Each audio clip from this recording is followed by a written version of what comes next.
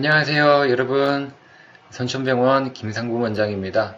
오늘은 전방십자인대 파열에 대한 이야기인데요. 오늘은 수술적 치료에 대해서 알아보도록 하겠습니다. 자, 먼저 마취 하해 검사를 하는 것이 중요합니다.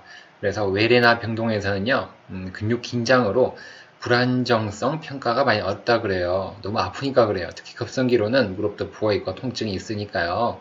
그래서 아무리 힘을 빼고 천천히 검사를 하자고 하더라도 상당히 힘들어합니다. 그래서 우리가 검사를 하는 게 척추 마취나 전신 마취를 했을 때 검사를 하게 되는데요. 그때 전방 전이 검사, 축회전 검사, 피벗 시프팅 테스트를 우리가 해서요. 수술 전의 불안정성으로 다시 정확히 평가를 하게 됩니다. 더욱이 동반된 인대 손상 유무도 세심히 검사를 하게 되겠죠. 그래서 진단적 관절경이라고 하는 건요, 수술하기 전에 모든 걸 확인해 보는 과정을 이야기합니다. 먼저 십자인대만 바로 들어가자마자 덜컥하는 게 아니라 이상 소견을 다 확인하는 거죠. 연골은 괜찮은지, 또 다른 이상 소견이 있는지 등등을요. 인대가 찢어지고 터진 것이 보이는 것이 완전한 급성 파열일 때 다 보이게 됩니다. 피도 많이 나고요. 혈정도 있고 가끔씩 파열부가 대퇴골 부착 부위인 경우를 조심해야 되는데요. 이때는 파열부가 활액막이 쌓여서 육안으로 잘 보이지가 않아요. 그래서 우리가 탐색자 프로브라고 하는데요. 이걸로 파열 부위를 정확히 촉지하는 것이 중요합니다. 이걸 상당히 놓치는 경우가 많아요.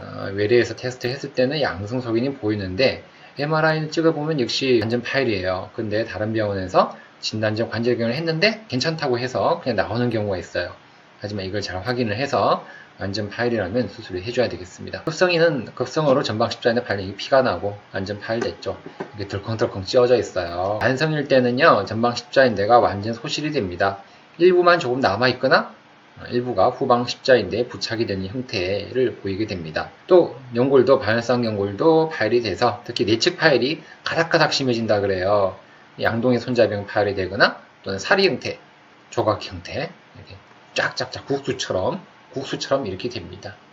관절염이 동반되죠. 만성일 때는 이런 형태 거의 없고 일부는 또 후방 십자인대에 붙어있는 형태, 이런 형태를 보이게 됩니다. 그래서 연골이 어떻게 돼요? 가닥가닥 사리 형태로 되어 있죠. 한 가닥, 두 가닥, 백 가닥씩 되어 있고 관절염도 진행되어 있는 것이 전형적인 만성 전방 십자인대 파열입니다. 외래 오시는 분들이 물어봐요. 저는 별로 안 아픈데 보니까 좀 불안해요. 그런데 십자인대 파열이 맞는지 그리고 수술을 꼭 해야 되는지 물어봅니다. 그럼 저는 이야기하죠. 나중에 나이 들면 관절염이 꼭 온다고요. 꼭 와서 이런 형태, 왼쪽 형태 또는 오른쪽 형태가 오기 때문에 그때까지 되기 전에 수술을 하는 것이 좋습니다. 라고 꼭 이야기를 해요. 그래서 그걸 보고 이해를 하신 분들은 수술을 하고 따라오시는데 또 이해를 잘 못하시고 난 괜찮다고 생각하시는 분들은 그냥 지냅니다. 지내다 보면 몇 년이 지나서 이런 형태가 돼서 다시 찾아오게 되시는데요. 그 전에 하시는 것이 좋겠습니다. empty lateral sign인데요. empty가 empty입니다. 빈 외측벽 사인이라고 하는데요. 정상에서는요. 전방 십자인대가 대퇴골 외과의 내측면을 듣고 있기 때문에 관절경으로 대퇴골 외과의 내측면을 볼 수 없다 돼 있어요. 어려운 말인데요. 파열되면 대퇴골 외과의 내측면을 볼 수 있습니다. 이런 경우죠. 전방 십자인대가 여기에 많이 있다 그러면 여기가 꽉 차 있어서 안 보이는데 여기 보니까 이게 대퇴골 외과의 내측면이에요. 이분이 보이죠? 이럴 때 empty lateral wall sign. 동반 손상은요, 특히 내측 반열성 경우 후각부에 파열이 됩니다. 램프 리전이라는데, 램프라는 거는 미국에 가보시면 고가도로 이렇게 들어가 있는 움푹 들어가 있는 둔덕이에요. 이렇게 들어가 있는 램프하죠. 이 부분을 들어가 있는 부분을 둔덕, 이런 부분을 램프 리전이라고 합니다. 종파열도 생기고요. 양동이 손자병 파열도 생깁니다. 이렇게 내측 후각부의 기능은요, 전방 불안정성 시 전방 전이를 막아주는 역할을 합니다. 뒤쪽이 있으니까 앞으로 십자 경골이 빠지는 걸 잡아주죠.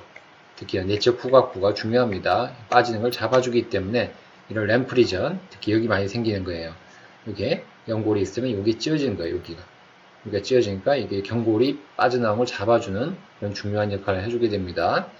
후각 파열은 가능하면 봉합술을 해주는 것이 좋다라고 이야기를 합니다. 이렇게 파열됐죠. 내측 후각부가 파열되면은 이렇게 꿰매주게 돼요. 봉합은 여러 가지 방법으로 봉합을 하게 됩니다. 잘 봉합을 해주는 것이 중요하겠습니다. 동반 손상입니다. 외측 반열성 연골일 경우에 또 방사형 파열이 많아요. 라디얼 테어라고 하는데요. 이거 꿰매기가 힘들어요. 잘 꿰매줘야 되고요. 종파열.